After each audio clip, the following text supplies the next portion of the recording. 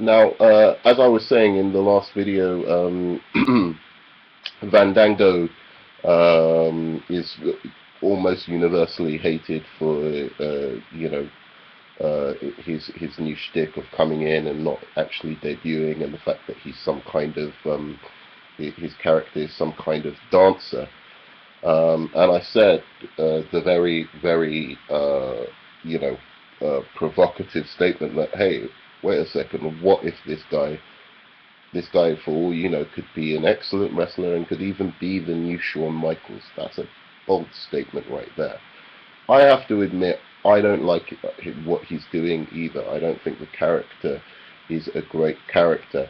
And for all I know, in all likelihood, he's just more PG shit and is not going to amount to anything. But having said that, we do not know yet. He has not wrestled yet. How are we to know? We haven't even given him a chance. This might just be his first gimmick, and later on down the line, he could come up or develop something else. And my issue here is that the YWC does have a real impact on wrestling, more than probably any other entertainment industry. Um, these kind of YouTubes and the blogs and vlogs that go on affect the WWE's opinion of new talent and what their worth is. I mean, if the YWC, for instance, was around when Rocky Maivia first debuted, um, we probably would have never ever got The Rock. That's a fact. I mean, he was so poorly, the response to him was so poor, and everyone was just hated him. They thought he had absolutely no talent, that he was of a different era and just didn't make sense to the current world.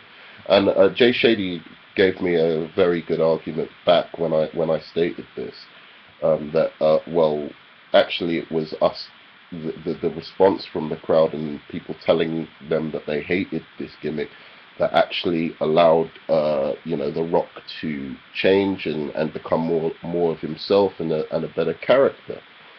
But that was just the crowds, you know. With the YWC, it's more of a burying thing. They're like saying, this guy has no talent, we don't want to see him on TV, we never want to hear from him again. And the fact is that that kind of response to very, very young talent, they're not like previous generations who had time to build their craft in different companies or different kind of territories. They're just very, very new talent. Hearing that and knowing that will affect their confidence in their performance. And then, secondly, uh, you know, I really do believe it affects, the heads up, actually thinking about the character, the people at the top of the business, the Vince McMahons, the Triple H's, and how they end up booking these new characters. Um, uh, so, again, you look at Stone Cold and the Ringmaster, and people would have said he sucked back in the day in the YWC. They would have absolutely buried him. We probably wouldn't have got a Stone. We wouldn't have had the chance for him to develop into Stone Cold Steve Austin. So I think, just there's a sense in which you should give these young talents, give them a bit of a break, because they don't have the experience that older generations had, and that ability to build up their confidence and build up their craft. Um, like I see the same thing with characters like the Miz, constantly hated on, even though I think he's actually got a lot of talent and a lot more. This guy could really be a main eventer and one of the future, superstars of the business. He's very, very good on the mic. He's a bit kind of green in the ring, and he needs development in that sense. But the YWC has buried him, and it's you know, he's been sent straight back into the mid card. Same with Zack Ryder. You know, okay, his stick wasn't like that great at the time, but who knows how he could have developed? He could have turned into some kind of goofy heel, you know, like Kurt Angle back in the day, and then, you know, started cheating and doing all kinds of things to, you know, get himself a lot of heat.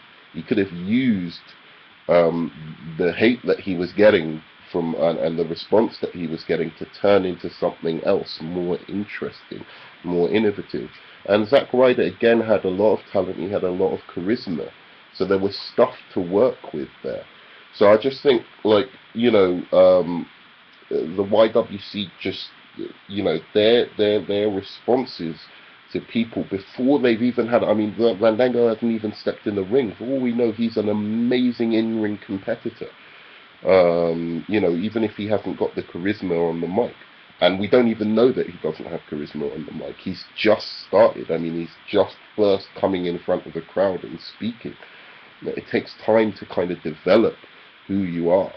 So, you know, and already he's being buried. So when are people ever going to get up to the level of John Cena if all we do is just bury them immediately?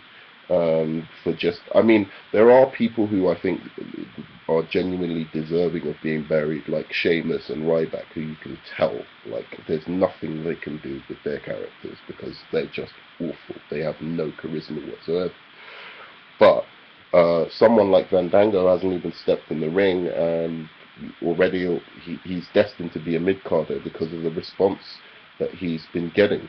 And that's not a bad thing. Everyone's free to say what they want. I'm not saying don't say what you want, but I'm just saying be aware that, you know, you say all this stuff about John Cena and him burying people, but your responses to new talent probably has the same effect of keeping them in the mid card so that they can never rise up, you know, and rise to the ranks of someone like John Cena.